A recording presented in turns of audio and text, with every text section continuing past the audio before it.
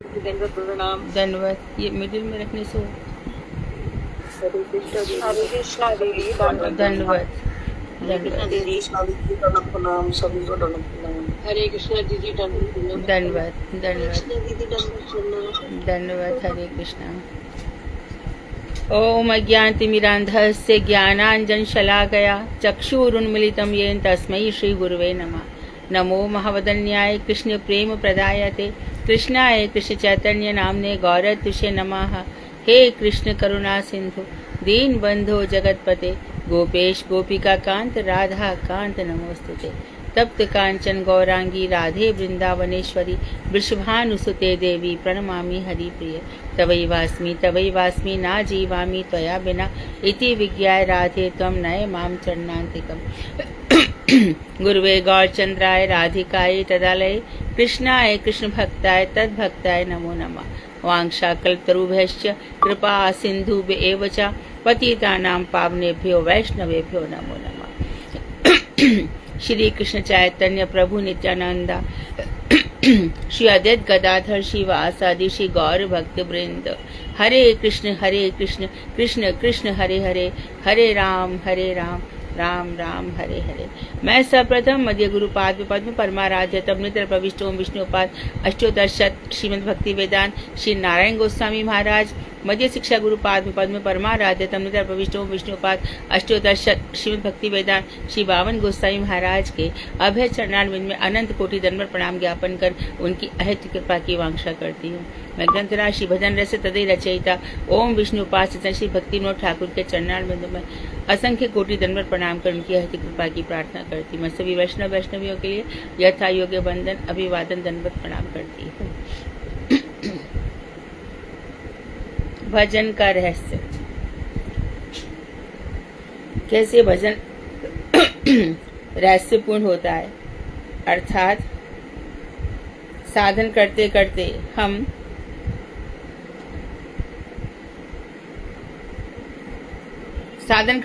हम भजन के उन्मुख कब हो जाते हैं, ये कृष्ण की कृपा और गुरु कृपा पर निर्भर करती है। अभी तो बस मात्र हम सुन रहे हैं,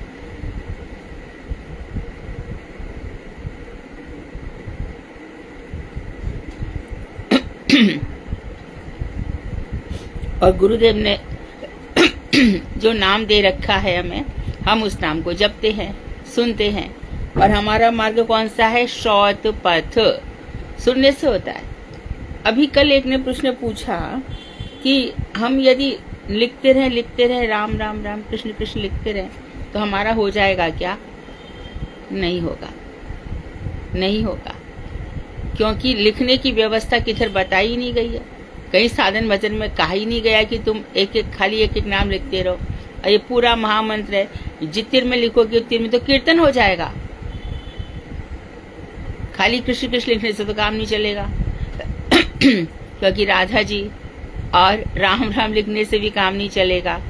तो ये लिखने वाली व्यवस्था हमारी श्रौत पथ वाली व्यवस्था नहीं है, हमारी श्रौत पथ वाली व्यवस्था नहीं है। जो लिखने से होगा तो नहीं होगा। तो आगे हम चल रहे हैं। गले में बहुत खराश है। तो भक्ति में बाधक 6 दोष यथा उपदेशामृत द्वितीय श्लोक। अब भक्ति में जो बाधक है, कल 6 वेग बताए थे। 6 वेग जल्दी से बोल दो, कौन कौन से हमको परेशान करते हैं? 6 वेग कौन कौन से हैं? हरे कृष्ण देवी दंडवत। हाँ, वाणी का वेग है, मन का वेग है, एक है, वेग है, मन का वेग है, क्रोध का वेग है, जीवा उदर और उपस्थ।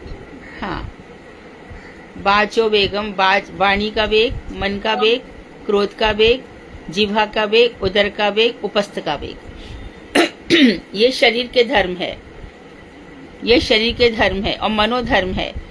मनोधर्मी और देह धर्मी भगवान को प्राप्त नहीं कर सकता।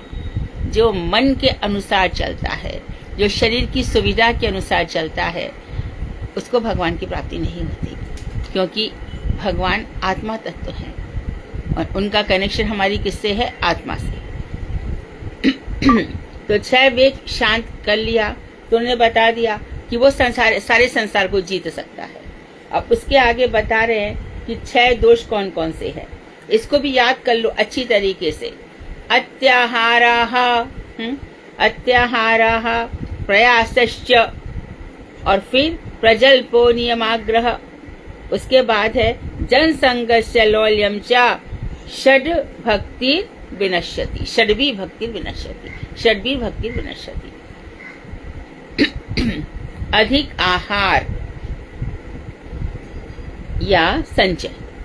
यहाँ पे आहार का अर्थ, आहार तो है, साथ ही साथ संचय करना, आवश्यकता से अधिक लेना, ये दोष है, परम दोष है, महादोष है। देखो, जहाँ पर हमारी संचय की प्रवृत्ति नष्ट हुई वहां पर हम देखेंगे कि हमें क्या, ले चलो ना, किधर, कहाँ पे ले चलना है हमारा। और संग्रह यदि हम करते रहे तो बड़ी आसक्ति रहेगी, मन वहीं अटकेगा। एक वो सच्ची कथा मैं बता ही रही हूँ, कई बार बताती हूँ कि वृंदावन में एक संत खूब भजनानंदी, अंत में बस अपने बेटे से पूछ बैठे, जरा वो देखना कि जो रामायण के अंदर 2 अशर्फियां रखी थी वो है ना। प्राण गए।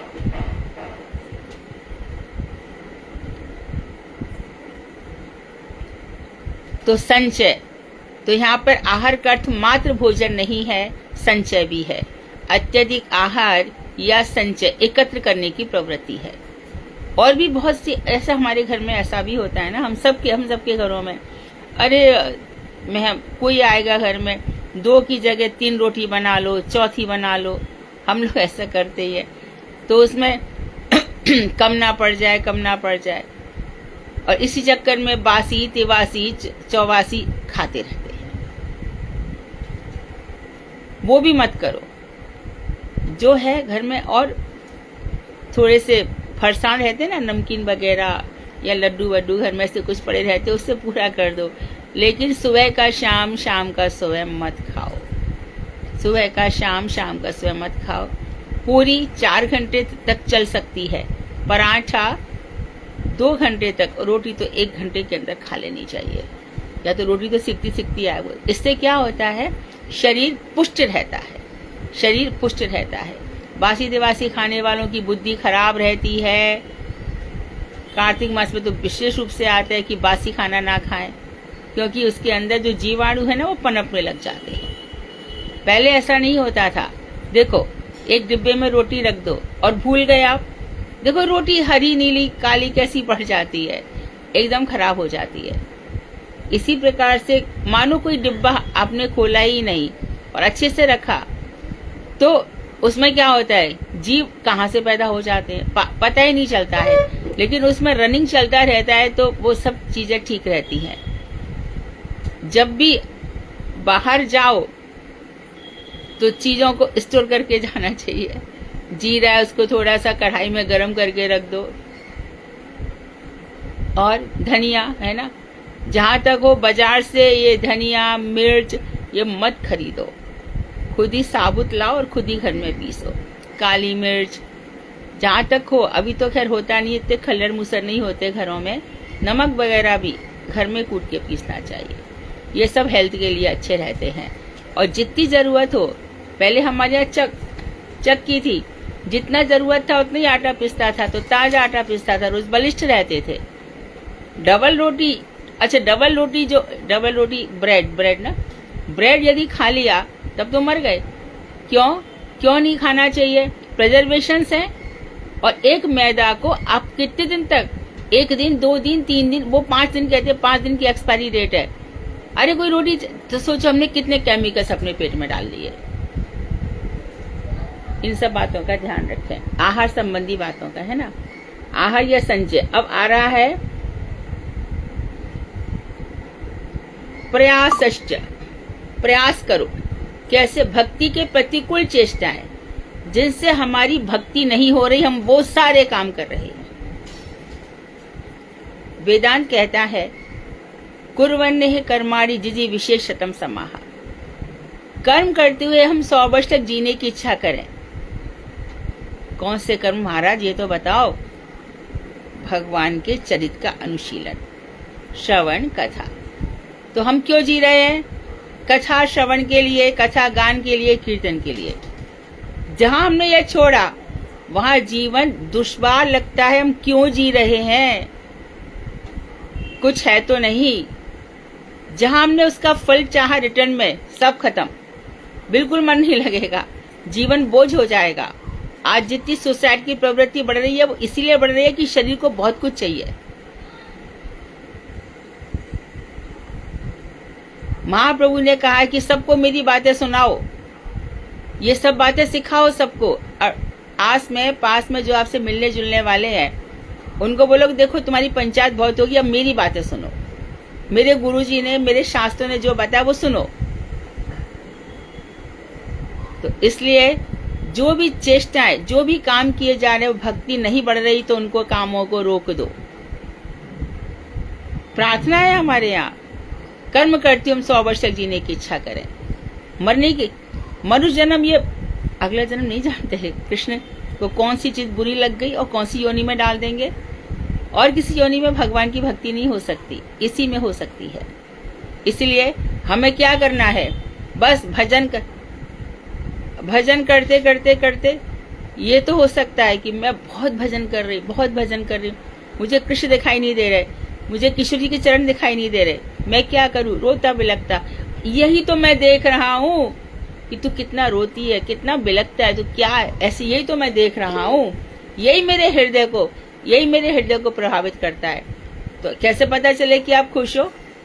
क्योंकि तू और मेरी बातें करता है, और कृष्ण चर्चा करता है, और कृष्ण भक्तों के पास जाता है। तो समझ लेना चाहिए कि यही गुरु वैष्णवों की कृपा है कि हर पल हमारी सत्संग की इच्छा होती है, हर पल हमारी साधु संग की इच्छा होती है। यही भक्ति का फल है, भक्ति का फल है भगवान से प्रेम। भक्ति का फल ये नहीं है कि हमको भगवान अभी मिल गए, दुर्योधन को मिल गए, शिशुपाल को मिल गए, कुछ नहीं होगा। भगवान से प्रेम होना ये भक्ति का फल है। ध्यान दो, हम भजन कर रहे हैं इसलिए भगवान से प्रेम बढ़े, दिन दूना रात चौगुना। इससे नहीं बढ़ रहे कि हमको मकान की जरूरत ही, मकान नहीं मिल रहा, हमारे लड़के की ये नहीं हो रही है, शादी नहीं हो रही, लड़की की शादी नहीं हो रही वहां, ये सब कुछ नहीं है। इन सब से कुछ भी नहीं होना है।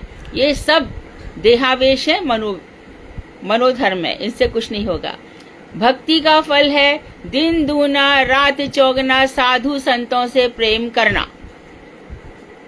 आज जीव गोस्वामी का मुझे जीव गोस्वामी कथा सुनाओ ना, कैसे भजन किया था उन्होंने। तो इस तरह से हर रोज वो मत सोचो रिटर्न में क्या मिलेगा, वो तुम्हारा काम नहीं है, वो उसका काम है, उसको जो करना है करे। उसने हमें जैसे बताया वैसे रहना है। तो फिर वो स्थिति आ जाती है जो महाप्रभु शिक्षाष्टक में बोले, आश्रस्तुवा पादरताम पिनष्टुवा, मेरा आलिंगन करें या मुझको पैरों से रौंद डालें। तो अत्याहार कर समझ लिया, प्रयास समझ लिया। अब कह रहे हैं प्रजल्प, व्यर्थ आलाप। बहुत अच्छा लगता है ना संसारी बातें करना, बैठ करके खूब चकल्लसबाजी करो, मस्त आराम से टाइम पास हो जाता है। तो कितने व्यर्थ बेकार की बातें, ये व्यर्थ आलाप, ये भक्ति के प्रतिकूल है। बेकार की बातें ना करें। उसके बाद नियम आग्रह, नियम के प्रति आग्रह होना, इसको आगे और स्पष्ट करेंगे। नियम आग्रह में बड़ी बातें हैं। हमने कोई नियम लिया है, हमने नियम ले लिया है 16 माला करने का, अभी हमारा नियम पूरा नहीं हुआ। नहीं भैया मैं कुछ नहीं खाऊंगी, मेरी 16 माला नहीं हुई, मैं ये नहीं करूंगी 16 माला नहीं, मैं ये, ऐसे किसी नियम के प्रति आग्रह नहीं हमारे पूरे दिन में हो जाए। भक्तिविनोद ठाकुर कह रहे हैं, भक्तिविनोद ठाकुर तो यहाँ तक कह रहे हैं कि आनिक रोज करना है, सुबह भी शाम भी। सपोज ऐसा हो जाए तो शाम वाला सुबह कर लो, गिनती पूरी होनी चाहिए। दैनंदिन क्रिया में आनिक क्रिया होनी चाहिए पूरी, ये भक्ति के लिए बहुत आवश्यक है। दूसरी सुबह कर लो परंतु छोड़ो मत। तो नियम के प्रति आगे इसको और भी स्पष्ट करेंगे। और उसके बाद कह रहे हैं सबसे ज्यादा मुसीबत है असत संग, छाण मन हरि विमुखन को संग। अरे मन हरि विमुख लोगों का संग छोड़ दे, क्यों छोड़ दें? कुबुद्धि उपजत है और भक्ति में बड़ा भंग होता है। जाके प्रिय न राम वैदेही तजिए ताहि कोटि बैरी सम यद्यपि परम स्नेही। तो अपना गुरु बना लो, अपने मित्र बना लो, जिसके साथ जो हो। इसमें एज डिफरेंस मत देखो कि ये 70 साल का है, मैं 30 साल की हूँ, ये तो बच्चा है 12 साल का है। मैं सबके साथ सत्संग करो, जहां भगवान का संग मिल जाए सबके साथ सत्संग करो। वो संसार के लोग ये तो हमारी बाप की उम्र के, ये सब ये नहीं सोचने का है। बस भगवान श्री कृष्ण का संग। मैं बचपन से संग करती रही हूँ, बचपन से ही। श्रीमद् भागवत में जब हर किसी से, मेरे डॉक्टर गोवर्धननाथ शुक्ल, डॉक्टर विद्यानिवास मिश्र, ये सब डोंगरे जी, अखंड जी सरस्वती, सबसे मुझे बहुत आनंद आता था। जो मिल जाए सत्संग करो, हमारे प्यारे कृष्ण कन्हैया की बातें करो, लेकिन असत संग मत करो। जितना हमारा भजन है ना, 1 मिनट में नष्ट हो जाता है, कुबुद्धि उत्पन्न हो जाती है। ऐसी सी बातें कहेगा ना, मन नहीं भी जाएगा तो मन में वही बातें आएंगी असर। अरे वो तो ऐसा कह रहा था, वो तो ऐसा कह रहा था। एक दोस्त से दूसरा दोस्त, तीसरे दोस्त से सब बिगड़ जाते हैं। एक दोस्त बोलेगा, अरे लड़की के साथ बड़ा सुंदर हंसती है, बड़ा सुंदर बोलती है, बड़ी खिलखिलाती है, बड़ी सुंदर है, ऐसा वैसा। ये लड़कियां बहुत अच्छी होती। दूसरा बिगड़ा, तीसरा बिगड़ा, चौथा बिगड़ा, काम खत्म। वैसी लड़कियों का भी, अरे बहुत पैसे वाला है, बड़ा कमाता है, गाड़ी में घुमाएगा, हो गया काम, मेरे को कुछ नहीं करना, आराम से मौज करूंगी। यही सब असत्संग है। इसके बाद लौल्य अर्थात बुरे मतों को ग्रहण करने की चित्त की जो अभिलाष, चंचलता है। लौल्य कहते चांचल्य। जहां से जो महनाए ग्रहण कर लिया, जो कि हमारे भक्ति के अनुकूल भी नहीं है। शांकर मत, अरे कुछ नहीं, आर्ट ऑफ लिविंग। और क्या क्या है, सारे की सारे सांख्य न्याय योग, वहां चले गए, यहाँ चले गए, और फिर वहां चले गए इधर राधा कुंड पे बाबा जियों के पास। अरे वो तो मंजरी स्वरूप देते हैं, हाँ दे दिया और हो गया तेरा मंजरी स्वरूप। कितनी सारी की सारी, कितना पूरी साधन भक्ति, भाव भक्ति, उसके बाद प्रेम भक्ति, तब जाकर के कहीं मंजरी स्वरूप मिला कि नहीं मिला। कह देने से हो जाएगा क्या? कोई मुझे कह दे कि भैया तुम तो बहुत अच्छी रूप मंजरी दासी हो, बढ़िया, मैं तो बन गई रूप मंजरी, हो गया कहाँ मेरा? तो कहने से नहीं होगा। मंजरी भाव खुद प्रकट होगा, अवश्य ही प्रकट होगा। आप भजन करके देखो, आपका मंजरी भाव जागेगा, आपकी सेवाएं बताएगा, लेकर के आएगा। तो असद संग लौल्य बता दिया, बुरे मतों को ग्रहण करने की चित्त का, जो हमारी भक्ति के अनुकूल नहीं है। इन 6 प्रकार के दोषों से भक्ति नष्ट हो जाती है। इसी को बंगला में कहा, अत्याहार प्रयास प्रजल्प अनसंग नियम आग्रह लौल्य है भक्ति भंग। अब भजन रहस्य वृत्ति बता रहे हैं। अत्याहार, प्रयास, प्रजल्प, नियमाग्रह, जनसंग, लोगों का संग, भीड़ भाड़, ना जन्म ना धनम सुंदरीम जगदीशवा काम है। मुझे धन नहीं चाहिए, मुझे लोगों की भीड़ नहीं चाहिए।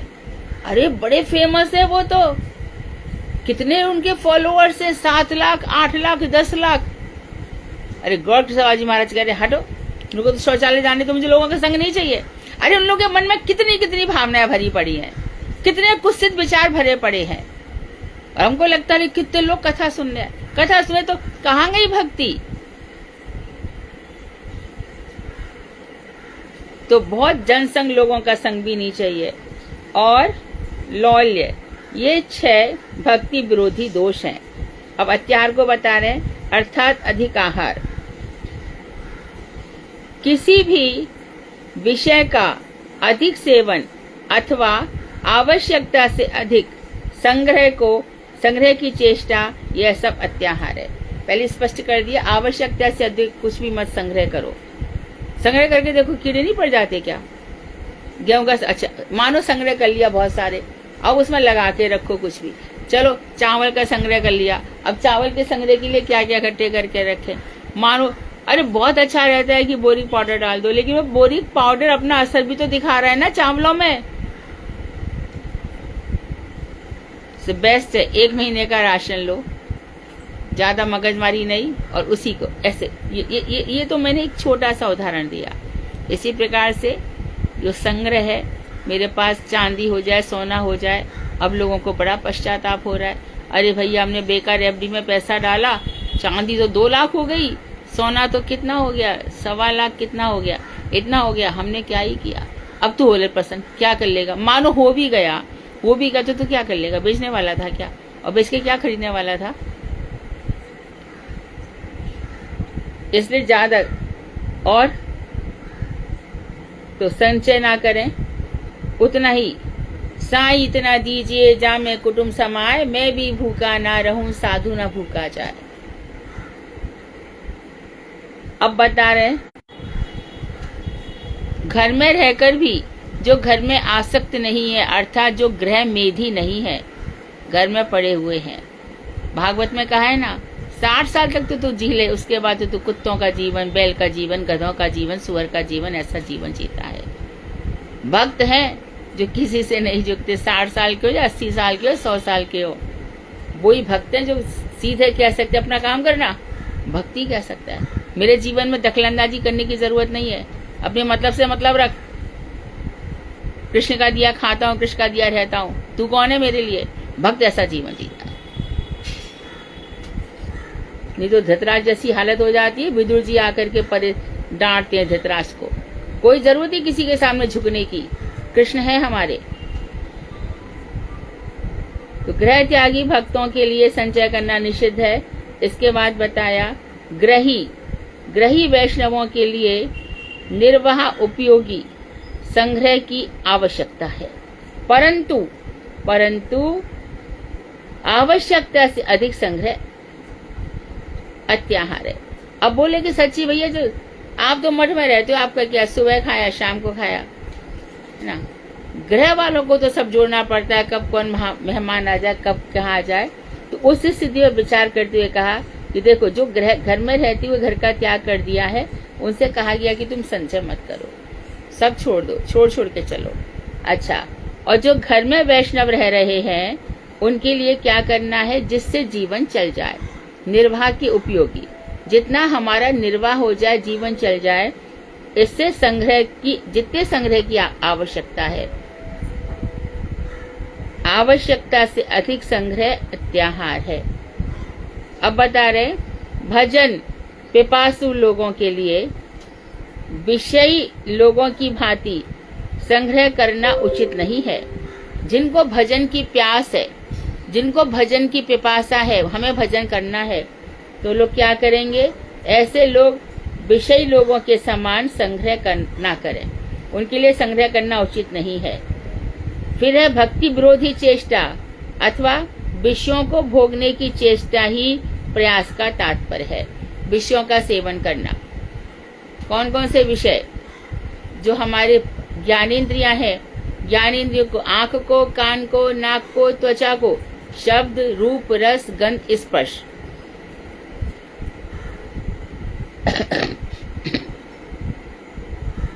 विषयों को भोगने की चेष्टा ही प्रयास का तात्पर्य है। इनमें से हमें किसी को भोगना नहीं है। अच्छा लगता है ना, कोई हीरोइन आ जाए फिल्मों में सुंदर सुंदर सी, तो देखें, हो गया विषय का सेवन। इसी प्रकार से अच्छा होटल, ये हम रोज ही सब बातें करते हैं, इन सब की तरफ अपनी इंद्रियों को मत जाने दो। प्रत्याहार प्रत्याहार प्रत्याहार, विषयों की ओर से अपनी इंद्रियों को लौटा लो। कृष्ण को, महाप्रभु को, नित्यानंद ठाकुर को, हम लोगों को ऐसा होना चाहिए, तब वो हमको स्वीकार करेंगे। इसके बाद कह रहे हैं प्रजल्प, समय को अनर्थक ग्राम्य बातों में व्यतीत करना ही प्रजल्प कहलाता है। ग्राम्य बातें, साधारण सी बातें, ये प्रजल्प कहलाता है। श्रीमन महाप्रभु ने रघुनाथ दास गोस्वामी से कहा, ग्राम्य वार्ता न कही वे न सुनवे, ग्राम्य वार्ता न कहो न सुनो। अब देखो ग्राम्य वार्ता बहुत ही इंटरेस्टिंग टॉपिक है। 2026 आ रहा है, ग्राम्य वार्ता शुरू आ रहा है, कुछ ही दिन बाकी है, 8-10 दिन बाकी है। 26 में प्ले हो सकती है दूसरी ग्राम्य वार्ता। तीसरी ग्राम्य वार्ता, बहुत महंगाई का दौर है। चौथी बात, मोदी का शासन रहेगा कि नहीं रहेगा, पांचवी बात। छठी बात, बैंकों में बहुत कर्जा है, बैंक मर्ज हो जाएंगी, सातवीं बात। आठवीं बात, इस समय कई सारे ग्रह तारे एक साथ इकट्ठे हो जाएंगे और वर्ल्ड वॉर हो जाएगा, तीसरा विश्व युद्ध वो निश्चित है। इस तरह से ये सारी की सारी बातें, जिसको कहो भाई हर साल नया साल आता है, हर साल आता है, और ये तो भैया भगवान से भी बड़े हो गए, इनको सब पता है। ग्रह नक्षत्र कहे ना, अब आम दुनिया डर जाती है। आम दुनिया, कोई डरने की जरूरत नहीं है, किसी भी बात से प्रभावित होने की आवश्यकता नहीं है। हम एक बात पूछते हैं कि चलो भारत पे कर्जा है, बहुत कर्जा है, अमेरिका पे कर्जा है, विश्व मंदी के दौर से गुजर रहा है, पाकिस्तान से बड़ा कर्ज किसी पे है क्या? पाकिस्तान मर गया क्या? पाकिस्तान बंद हो गया क्या? तो उनके पास हमारी इस बात का जवाब नहीं है।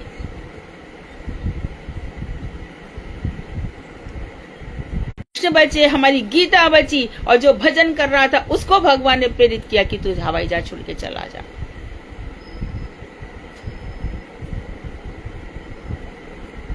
ये सब ग्राम्य वार्ताएं हैं। अब और ग्राम्य वार्ताएं, दिल्ली में बड़ा ये, हाँ पोल्यूशन, ये सब टॉपिक, ये अपने को जरूरत नहीं है। अपने को बचाओ, अपने को कृष्ण रक्षा कर रहे हैं। यदि हिम्मत है तो घर संसार सब छोड़, घर बार छोड़ के चले जाओ। दिल्ली छोड़ सकते हो क्या? नहीं छोड़ सकते। नहीं छोड़ सकते तो कृष्ण कृष्ण करो। तुम्हारे तेज से, तुम्हारे नाम जप से दिल्ली का सारा प्रदूषण भाग जाएगा। इतनी नाम में शक्ति है, पर प्रदूषण पर विश्वास है, नाम में विश्वास नहीं है। अरे अब तक कुछ नहीं हुआ, अब क्या हो जाएगा? अब तक तो कृषि की इच्छा से ही हुआ ना। कितने बड़े बड़े भविष्यवक्ता, ज्योतिषी क्या करते रह गए, बोलो तो जरा। बिहार में कांग्रेस पार्टी आ जाएगी, आ गई क्या? तो इन ज्योतिषियों की क्यों सुने?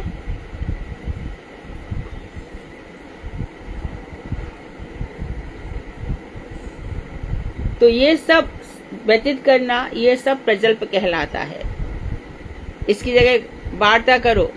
प्रतापरुद्र जो राजा था, उसके साथ महाप्रभु का व्यवहार कैसा था, सार्वभौम भट्टाचार्य के साथ कैसा था, ये सब बात करो। हमारे गदाधर पंडित के साथ महाप्रभु की क्या चर्चा चलती है, गदाधर पंडित को क्षेत्र सन्यासी क्यों कहा जाता है, ऐसी ऐसी वार्ता एक दूसरे के साथ पढ़ो और करो।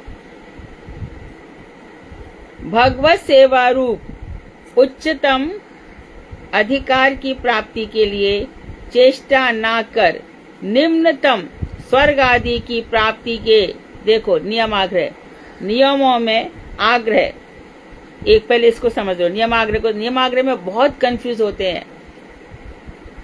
हमारे ब्रह्मचारी भैया भी बड़े कंफ्यूज हो जाते हैं, तो सब लोग ध्यान से सुने, मैं पूछती रहूंगी बीच बीच में। भगवत सेवा रूप, ये क्या है? उच्चतम अधिकार। सबसे उच्चतम अधिकार क्या है? भगवान की सेवा। भजन ही सेवा है, ध्यान रखना। भगवान आकर के थोड़ी लाखों रूप धारण करके आएंगे। अरे मैं तो भगवान को माला पहनाई, दूसरा गया मैं तो भगवान को खाना खिलाया, तीसरे मैंने उनका मुंह पहुंचा, चौथा मैंने भगवान के लिए शंख बजाया। ऐसे थोड़ी होगा। भगवान तो हम सबके हृदय में घर घर में व्याप्त है। तो सेवा, जो घर में सेवा चल रही है वही है। ये उच्चतम अधिकार है। इसकी प्राप्ति के लिए यानी सबसे बड़ा प्रमोशन यही है, भगवान की सेवा। वहां पे गरीब बैठेंगे उनको दान कर दे, कोढ़ी बैठे हैं उनको कर दे, ये सब वैष्णव सेवा ना करके ये सब करेंगे। कितने ही ऐसे लोग हैं, कितने ही ऐसे लोग हैं। वैष्णव सेवा के आग्रह और भक्ति पोषक नियम के प्रति उदासीन रहना ही नियम आग्रह है। और जहाँ से भक्ति बढ़ती है वहाँ ध्यान ना दे करके ये नियम आग्रह है। तो नियम आग्रह क्या हो गया? भरना, ये नियमाग्रह है। भक्ति कैसे बढ़े, ये नियमाग्रह है। विशुद्ध भक्तों के संग को छोड़ करके अन्य जीवों का संग, विशेष रूप से विषयासक्तों का संग करना बिल्कुल। तात स्वर्ग अपवर्ग सुख धैर्य तो लायक अंग, तूल न ताहि सकल मिल जो सुख लव सत्संग। हरे नामे हरे नामे हरे नाहू। अरे आपके घर का वास्तु खराब है, चल भैया तू अपना काम कर। नाम जपत मंगल दिशि दसहु। नाम जपने से 10 दिशाओं में मंगल ही मंगल है।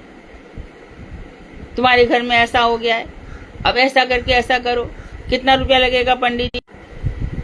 ये सब क्या है, जनसंग, यही है। तो ना ज्योतिषी का, गुरुजी हर लेक्चर में कहते थे ज्योतिषी का संग नहीं करना है, कभी भी नहीं करना है। राम करे सो होगी, पंडित करे ना जोश। तो ये सब जनसंग है। और घोड़े की नाल पहन लो पैसा आएगा, तो तू पहन के देख ले, तेरे घर पे आ गया क्या? तो मेरे को क्यों बोल रहा है? इसको बुद्धि नहीं चलेगी। लौल्य, नाना प्रकार के असत मतों से मन की अस्थिरता। यहां सुन ली, वहां सुन ली, अरे छोड़ दो छोड़ दो, अरे हमको बताया गया राधा राधा राधा राधा जपते रहो, बस और कुछ नहीं करना है, वहां पे बड़ा अच्छा चल रहा है, यह कर लो।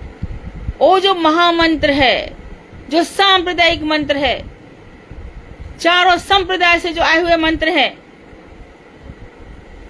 उनके प्रति विश्वास नहीं है।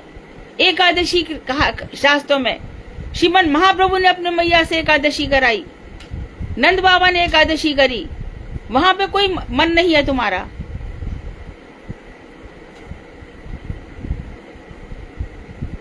तो अब ये संग करना, और फिर इससे क्या होगा, मन चंचल हो जाता है।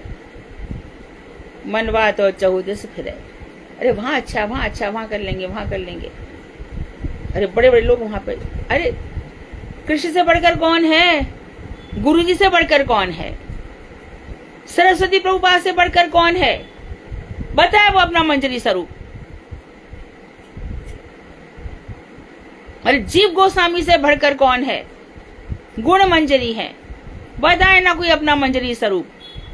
वहां पे लीलाओं में क्या क्या लिखा जा रहा है, बताए ना आके, करे हमारे हृदय का शोधन। तथा तुच्छ विषयों में चित्त की चंचलता, और चित्त चंचल हो जाता है तुच्छ विषयों की ओर भागना। वही देहारामी मनोधर्मी, शरीर के सुख के लिए और मन के धर्म के लिए, ये सब लौल्य है मन की चंचलता। चंचलम ही मनः कृष्णा प्रमाथि बलवत दृढ़म। अर्जुन कह रहे हैं कृष्ण से, मन बड़ा चंचल है, बड़ा मथ डालता है मन, ऐसा मन में चीज मेरे सनक जाती है, क्रेजी हो जाते हैं, पागल हो जाते हैं। और ये जो मदद पूरे नहीं होते तो और ज्यादा बावड़ी हो जाते हैं, सुसाइड कर लेते हैं। अरे बेवकूफ, सुसाइड करके भूती तो बना, क्या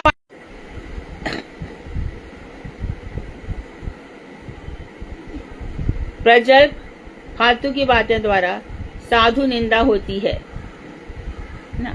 निंदा नहीं करके सुनने में तो बड़ा मजा आता है। श्रवण ही बड़ा, श्रवण करना भी अपराध है, करो भी मत, सुनो भी मत। और लौल्य द्वारा, चंचलता द्वारा दूसरे अस्थिर चंचल सिद्धांतों की ओर रुचि उत्पन्न हो जाती है। प्रजल्प में अब कहाँ चले गए, बाबा जी के पास चले गए। ऐसे लोग भजन कर रहे हैं क्या? और क्या कहा गया है, हमारा शिष्य नित्य शिष्य।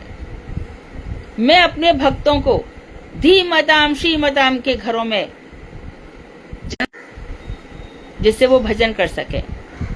भटका भी भटकाव, त्यागी बन गए, फिर शादी कर ली, फिर विवाह कर लिया, यहां से वहां से वहां भाग रहे हैं। बताए गए वो धाराएं तो सब एक ही है ना, शाश्वत विशुद्ध शाश्वत धारा है, सनातन धारा है। जो बीच वाले लोग हैं वही भटकाव करते हैं। जो उसमें प्रतिष्ठित है वो क्यों कहेंगे? मेरे गुरुजी ने सारे इस्कॉन के आए या कहीं के भी आए, सबको उसमें नहीं आ रही 4 लाइनें, आ रही है, यहाँ पे नहीं पहुंच रहा, जिससे नाम अपराध होता है। इसलिए सावधानी पूर्वक इनका त्याग करना चाहिए। तो देखो नाम अपराध कैसे कैसे होता चला जाए। फर्स्ट स्टेप में जनसंग करते हैं, जनसंग में मन चंचल होता है और मन चंचल से फिर हम भी यही सब बातें कर लेते हैं और नाम अपराध होता है। भक्ति पोषक क्षय सत्संग, यह था उपदेशामृत चतुर्थ श्लोक में। अब बता रहे हैं सत्संग क्या है। ददाति प्रतिघृणाति, ये एक टर्म हो गया। ददाति प्रतिघृणाति गुह्यमाख्याति पृच्छति, 1 2 3 4, 5वां भुंक्ते लक्षणम। बहुत सुंदर बताया। क्या बताया? विशुद्ध भक्तों को उनकी आवश्यकता अनुसार वस्तु देना। जो शुद्ध भक्त हैं उनको क्या आवश्यकता है पूछ पूछ कर दें। मेरे से कुछ तो सेवा ले लो, प्लीज प्लीज कुछ तो ले लो। ये शुद्ध भक्तों की सेवा करना है। उनसे लेने मत चले जाना कभी कुछ भी, उनको उदार हृदय से देना। भक्ति देवी ऐसी चली आएंगी। तो विशुद्ध लोग वही वस्तु मांगेंगे जिसकी उनको आवश्यकता है। वस्तु देना और मांगने से दे तो उसमें क्या, खुद ही समझ के देना कि उनको इस चीज की आवश्यकता है। दूसरी चीज, विशुद्ध भक्तों के द्वारा दी हुई प्रसाद स्वरूप वस्तु चीज ली, सीधे सिर पर हृदय में धारण करो। अब उसको ये मत देखो हमें 100 रुपया की चीज दी, 200 की दी, 20 रुपए की दी, क्या पैसा, सब बिल्कुल नहीं, बिल्कुल भी नहीं। जो देता है और प्रीति पूर्वक ग्रहण भी करता है। अच्छा, फिर भजन संबंधी अपनी गुप्त बात भक्तों के निकट कहता है। यदि इन्होंने अपनी मन की बात नहीं कही होती तो क्या हमें पता होता कि इनके साथ साथ क्या हुआ? रूप गोस्वामी सनातन गोस्वामी के पास राधा जी खीर लेकर आई है, वही दो तो जानते थे। यदि उन्हें नहीं कही होती तो हमें कैसे पता चलता? मादनपुरी को दूध का कटोरा लेके गोपाल आए, सारी कैटेगरी के हैं, उनके सामने अपनी भजन संबंधी बातें कहना, भजन संबंधी बातें कहना। वहां पे छल कपट मत करना, छुपाया कुछ बताया कुछ, मन भ्रमित हो जाएगा। बोलूं किससे छुपाऊं, मेरा ये बिल्कुल नहीं। अपना मन शुद्ध रखो। भजन संबंधी अपनी गुप्त बातें कहना, भक्तों के निकट कहना, और वैसे ही रहस्यमयी गुप्त बातों को उनसे पूछना, अपनी बतलाना और पूछो। इससे क्या होगा? भक्ति और बढ़ेगी और बढ़ेगी। उसके बाद भक्तों के द्वारा दिए गए प्रसाद को प्रीति पूर्वक भोजन करना। प्रीति पूर्वक भोजन, प्रसाद दिया, हमारे सब भक्त थे तो थोड़ा थोड़ा प्रसाद दिया। तो महाराज जी ने जलेबी दी थी शायद, हाँ जलेबी दी थी गुरुजी ने। तो हम रखे खड़े थे तो महाराज जी सीधा बोला, खा लो बेटी। तुरंत खा लिया। तब से ऐसा लगता है कि जाके हाथ धो लो या कुछ भी कर लो। पहले मुझे लगता था नहीं, गुरु वर्ग के सामने खाना नहीं चाहिए, ये तो गलत हो जाएगा। लेकिन जब से गुरुजी ने कहा नहीं, प्रसाद दिया तुरंत खा लो, फिर क्या होता है, प्रसाद घर पे लाते लाते खराब भी हो जाता है ना, बांटने लायक भी नहीं रहता। या तो उसको इतने ढंग से लाया जाए कि थोड़ा थोड़ा गुरुजी मैं खा लेती हूँ, थोड़ा सा बाल बच्चों को दे देंगे, ऐसा है। नहीं तो उनको पर प्रेशर आएगा कि इसको और देना पड़ेगा। और उन्हें प्रीति पूर्वक भोजन कराना और उनको बुला करके भोजन कराना, ये सब 6 प्रकार के सत्संग। आदान प्रदान, प्रीते, गुड़ आलाप, आलापन, आहार भोजन, 6 संगेर लक्षण। साधुर सहित संगे भक्ति वृद्धि है और अभक्त के साथ रहने से भक्ति नष्ट हो जाती है। कितने बजे? 4:30 हो गए। 4:20 है। भजन रहस्य व्रति। इस श्लोक में भक्ति पोषक सत प्रीति, शुद्ध भक्ति में प्रीति रखना, इन तटस्थ लक्षण को बतला रहे हैं। इस श्लोक में भक्ति को जो पुष्ट करने वाले हैं और भगवान से जो प्रीति करने वाले हैं, अर्थात विशुद्ध भक्तों से प्रीति रखना। तो हमारा प्रेम किसके साथ हो? विशुद्ध भक्तों के साथ। भाई हम तो इसलिए प्रेम करते, हमारा बहुत काम करते हैं, हो गए स्वार्थी। विशुद्ध भक्तों का साथ छूट गया ना, इनसे हमारा काम बनता है, और शुद्ध संग छूट गया। अब क्या करोगे? जीवन भी इतना दिन चला गया, अब कितने साल बाकी है? 5 साल, 10 साल, 20 साल। अपने स्वार्थ के कारण, है ना। तो इन तटस्थ लक्षणों को बतला रहे हैं कि भगवत भक्तों के प्रादुर्भाव होता है। भक्ति संग होंगे तो भक्ति का प्रादुर्भाव हो जाएगा। शास्त्रों में, उपनिषद में लिखा है, करोड़ों अरबों की संपत्ति बेचकर भी का संग करना चाहिए, किंतु सतर्कता पूर्वक केवल विशुद्ध भक्तों का संग ही करना चाहिए। बड़ा ध्यान रहे, क्योंकि जिसके साथ तुम्हारा बैठना उठना होगा, उसके जो गुण है, यानी कि तुम क्या हो जाओगे? सत्वगुणी, तमोगुणी, रजोगुणी हो जाओगे। जो भक्ति नहीं कर रहा, चाहे वो कितना भी बहुत ही अच्छा इंसान हो, ऐसा माना जाए, लेकिन हमारे किसी काम का नहीं है। खाना, पीना, सोना, स्त्री संग करना, ये सब विषयी या फिर मोक्षकामी, जिसको मोक्ष चाहिए, तथा और भी ना जाने कितनी कितनी अभिलाषाएं हैं, ऐसे व्यक्तियों का संग छोड़ दे। खाए ना इनको दे। विषय के अतिरिक्त और किसी भी घर का भोजन नहीं करना चाहिए।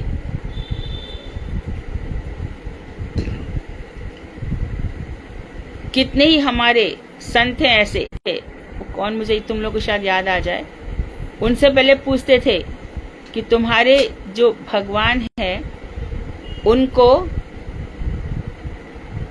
प्राण प्रतिष्ठा उनकी किसने करी है? जब तक कि उनको मालूम ना पड़ जाए कि इन्होंने प्राण प्रतिष्ठा की है। तो भोग खाया ही नहीं, भोग लगा परंतु भगवान ने लिया ही नहीं, प्राण प्रतिष्ठा नहीं हुई।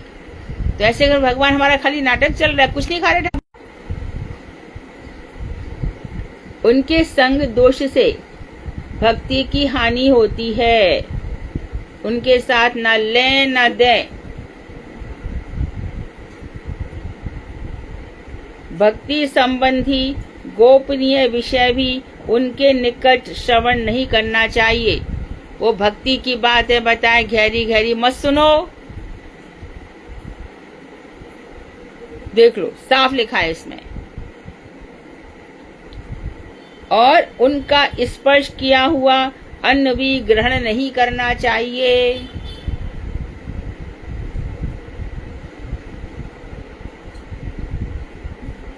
विषय अन्न खाइले मलिन है मन।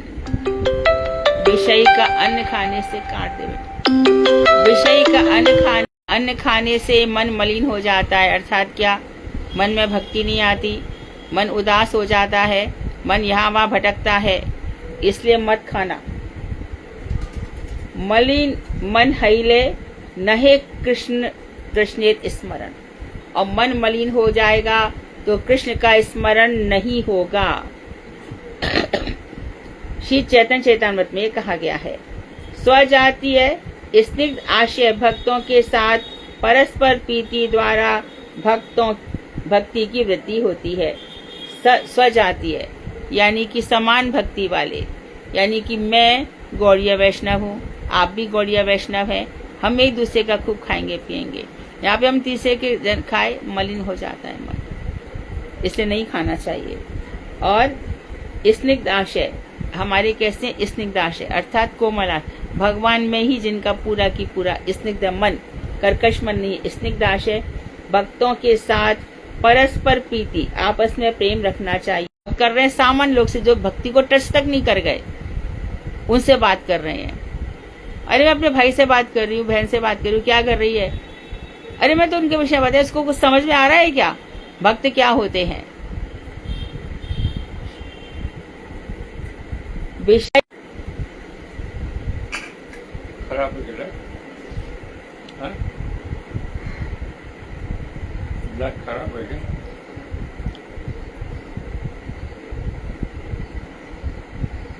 हरे कृष्णा माता जी, दंडवत प्रणाम। हाँ सुकांत बोलो। माता जी, आपने बताया जैसे विग्रह प्रतिष्ठित भोग लगता है, जो विग्रह प्रतिष्ठित, अब जैसे जैसे हमारे ही घर में माता जी, मेरे जन्म से पूर्व से ही ठाकुर जी का सेवा चलता आ रहा है, तो उस समय तो इन्होंने इतना विग्रह प्रतिष्ठित तो करे नहीं, करवाए भी नहीं होंगे, तो क्या करें उसमें फिर हम? प्रतिष्ठा करवा लो एक बार किसी अच्छे साधु से। जी माता जी। हरे कृष्णा जी, हमारे गोपाल जी की भी नहीं होगा प्रतिष्ठा करवा लो। जब धाम में जाओगे तब वहाँ किसी अच्छे से लेके जा सकते हैं, जैसे मठ ले जाए वहाँ करवा के। हाँ वहाँ पे ले जाओ, बड़े संभाल के ऐसे ले जाना, मेरे प्राणनाथ मेरे साथ चल रहे, उनको कुछ कष्ट ना हो, इन भावों से ले जाओ और प्रतिष्ठा करवा लो। जी माता जी, कल हरिद्वार जाऊंगा तो फिर भक्ति वेदांत गौड़िया मठ में ले जाऊंगा फिर ठाकुर हाँ। जी के साथ में। हाँ हाँ हाँ। दीदी, जब प्रसाद किसी के यहाँ जाके कोई मानता नहीं है ना, तब बड़े उससे करके थोड़ा बहुत लेना भी पड़ जाता है, फिर बोलते हैं ना। ये तुम्हारा अपना मत है, हमारा मत तो नहीं है। हमारे भी लोग पीछे पड़ते, हम तो नहीं लेते। नहीं दीदी, फिर तुलसी जी घेर के ना बहुत कम छोड़ दूर दूर जाते तो कभी कभार नहीं मांगते, तो मैंने कहा हम नहीं पाते, अरे कुछ तो लेना पड़ेगा, पानी भी तो लेना पड़ेगा। एक दो जगह ऐसे गए ना तो बोले अब ज्यादा कुछ हो गई, मैंने कहा ठीक है जैसा भी है।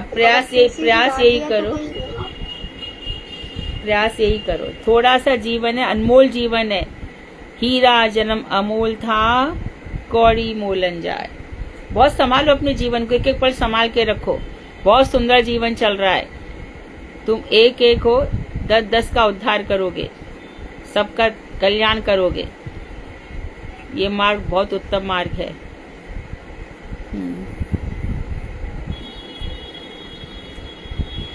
दीदी हरे कृष्णा, दंडवत प्रणाम। दीदी, आपने ऐसे बताया कि हम किसी के संग रहते हैं तो हमें इसका दोष भी उठाने पड़ेंगे, ये थोड़ा समझ में नहीं आया, थोड़ा हाँ, जिसके संग रहोगे उसके दोष अपने आप घुस जाएंगे, ऐसे घुस जाएंगे तुम्हें पता भी नहीं चलेगा, और कब भक्ति नष्ट हो जाएगी। कि अपने मठों में कितने ही सारे ब्रह्मचारी भाग जाते हैं। इसलिए बहुत साधु, गुरुदेव नारायण गोसाई महाराज, साधु सावधान, साधु सावधान, जनसंग मत करो, जनसंग मत करो, उनके दोष आएंगे ही आएंगे। उनके साथ खाना शेयर करोगे, उनके साथ इमोशन शेयर करोगे, उनके साथ तो गड़बड़ियाँ होंगी। या फिर तुम इतने प्रबल हो जाओ कि तुम पे किसी का असर ही नहीं होगा, तो बात दूसरी है। तो ये अवस्था आते आते समय लगेगा।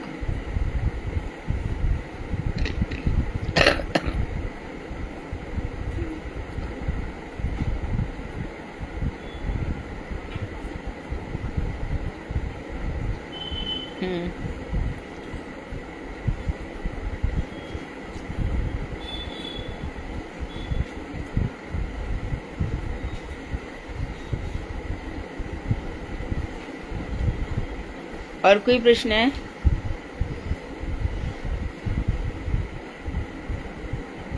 ठीक है।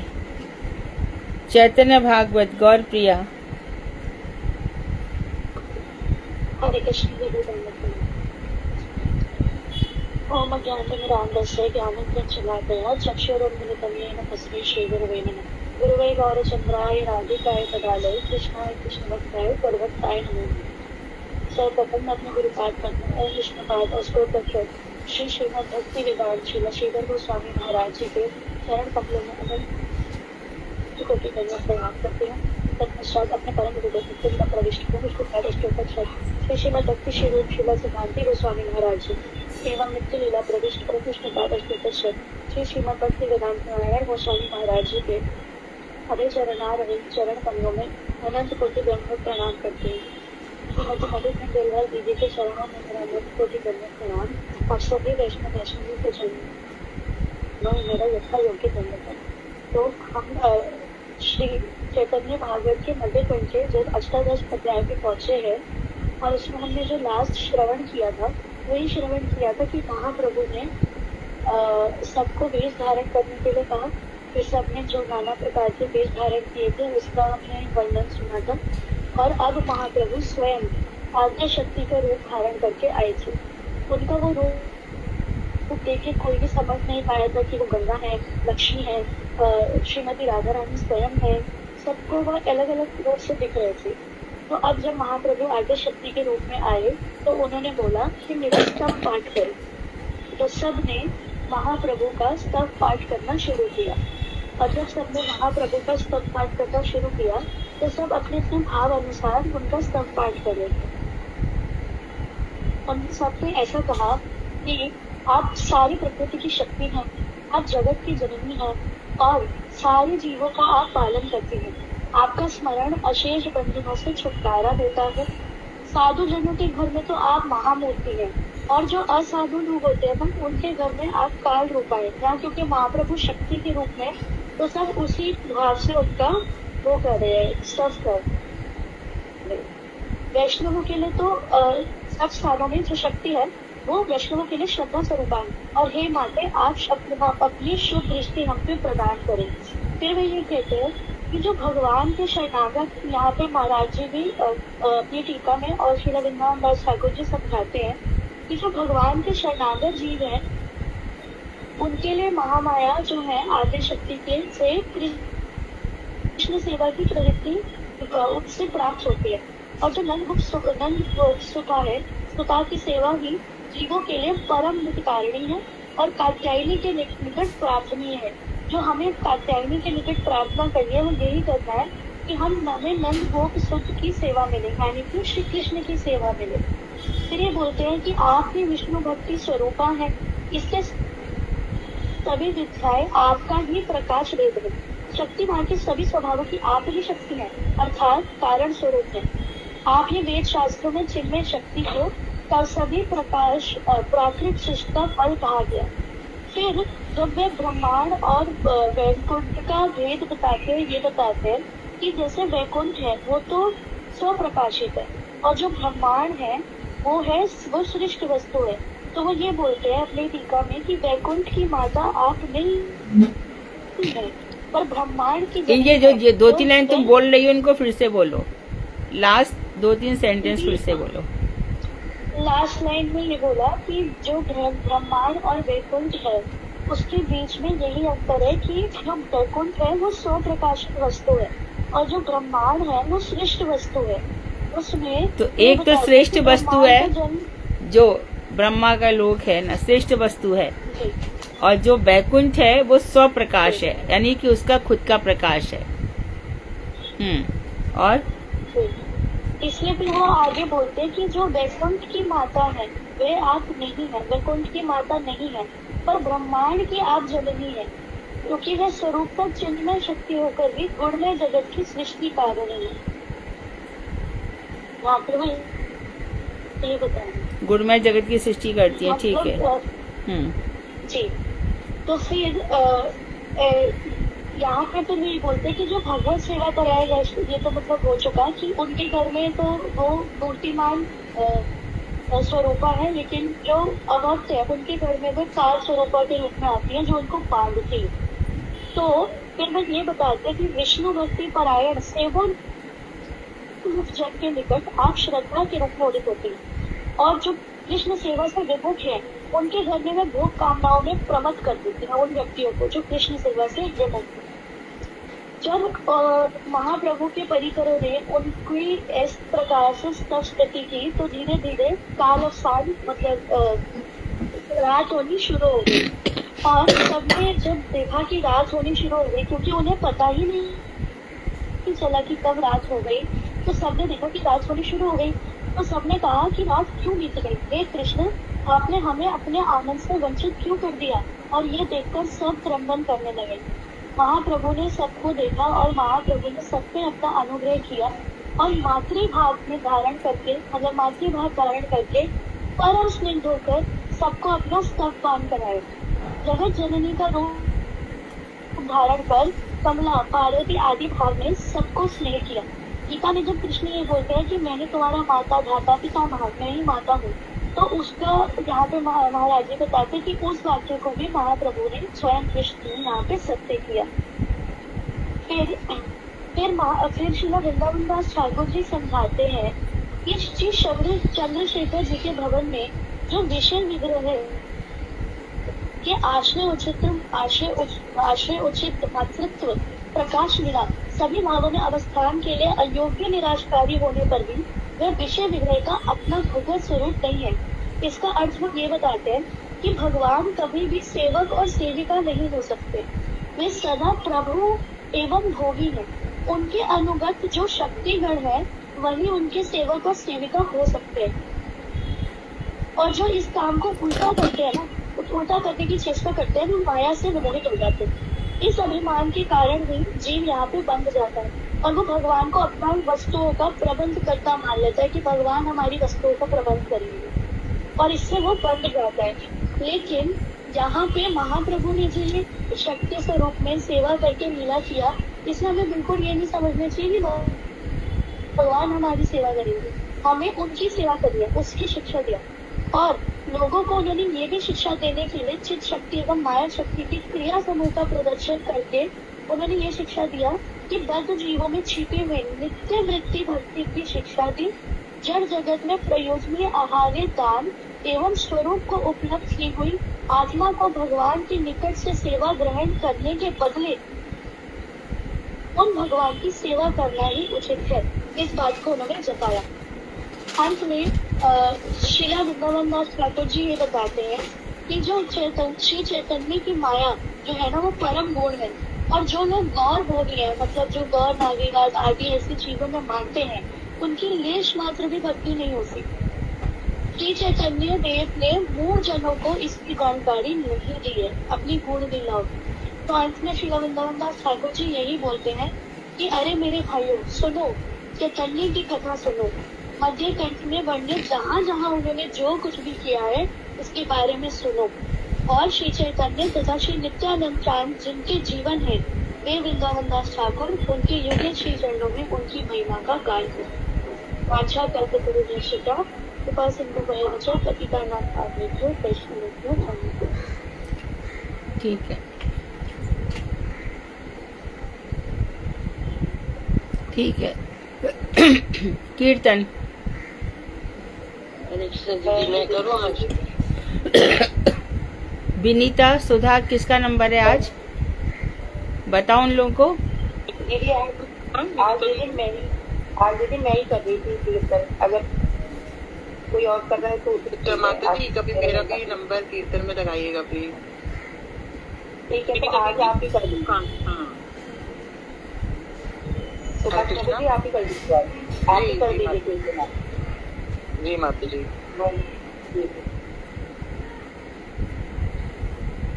माता जी कोई सा भी सुकांत कोई बंगला कीर्तन गाओगे तो अच्छा है।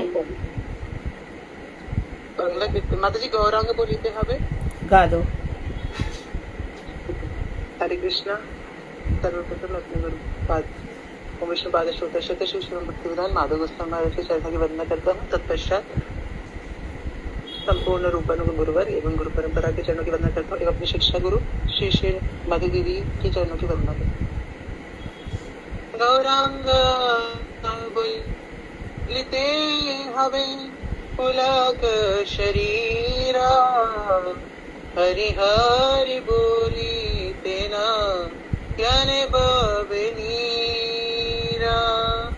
गौरांग बोलिते हवे पुलक शरीरा, हरि हरि बोली तेना ज्ञाने बवनीरा।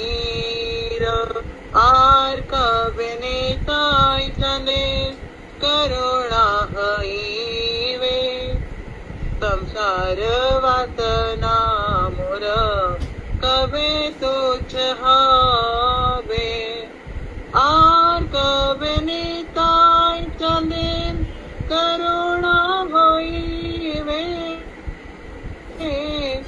संसार वासना मोरा कभी तुझ हावे विषय छड़िया कभी शुद्ध हावे माना कभी हम हे रब श्री वृंदावना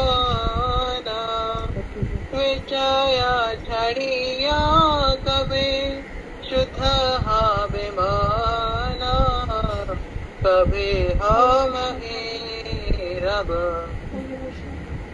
श्री वृंदावना गौरांग बोलिते हवे पुलक शरीरा हरि हरि बोलिते न यने बवनीरा रूप रघुनाथ पदे खाइबे अकोती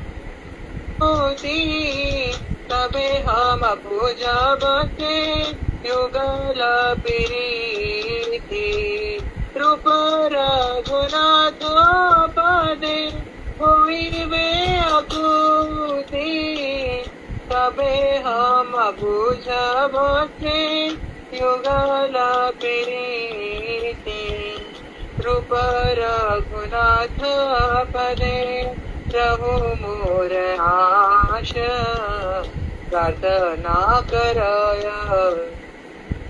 सदा नरोत्तम दास रूप रघुनाथ पदे प्रभु मोर आश प्रार्थना करय सदा नरोत्तम दास गौरांग बोलिते हवे पुलक शरीरा हरि हरि बोलिते न यने बवनीरा जय गौरनिताय गौरनिताय गौरनिताय जय गौरनिताय जय गौरनिताय गौरनिताय गौरनिताय जय गौरनिताय जय सपार्षद शिल सरस्वती प्रभुपाद सपार्षद शिल सरस्वती प्रभुपाद सपार्षद शिल सरस्वती प्रभुपाद सपार्षद शिल सरस्वती प्रभुपाद हरे कृष्ण हरि बोल दंडवत प्रणाम। बहुत सुंदर। अतुल तुम कल गाने वाले हो? अतुल कहाँ है? सुकांत माता जी डाक में है नहीं अभी, शायद मीर कर दिया। ठीक है, एक आएंगे वो कल माता जी। हाँ तो उसको बोलना कि कल वो सुनाएगा। विनीता कल अतुल का नाम लिख लेना। हाँ ठीक है। अभी एक छोटा सा भजन अदिति सुना रही है, सुनो, थोड़ा पास में है।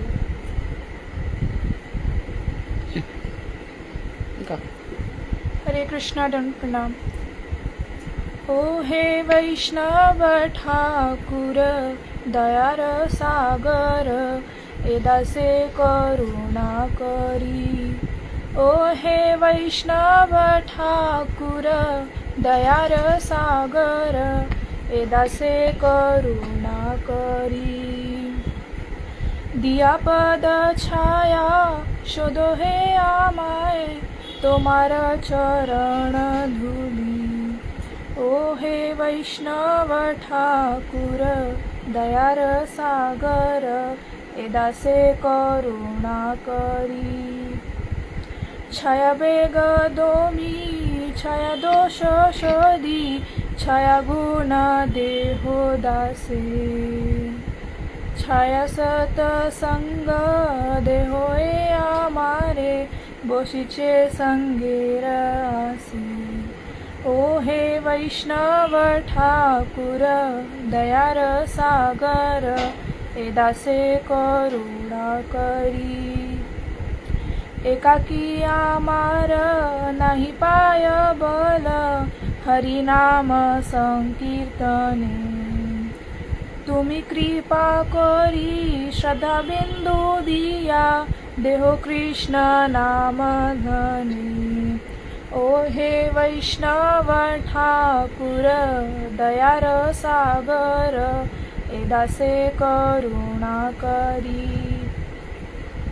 કૃષ્ણ સે તો માર કૃષ્ણ દીતે પારો তোমার শক্তি আছে আমি তো કંગાલ કૃષ્ણ કૃષ્ણ બોલી દૈતાવ પાછે પાછે ઓ હે વૈષ્ણવ ઠાકુર દયાર સાગર એ દાસે કરુણા કરી ઓ હે વૈષ્ણવ ઠાકુર દયાર સાગર એ દાસે કરુણા કરી જય વૈષ્ણવ ઠાકુર જય વૈષ્ણવ ઠાકુર वैष्णव ठाकुर जय वैष्णव ठाकुर हरे कृष्ण।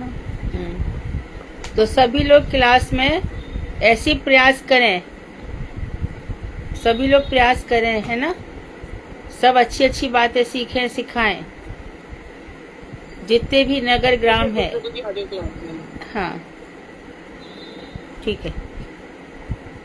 तो प्रभु जी आ गए हैं। अतुल कल तुम सुनाओगे बंगला गीत?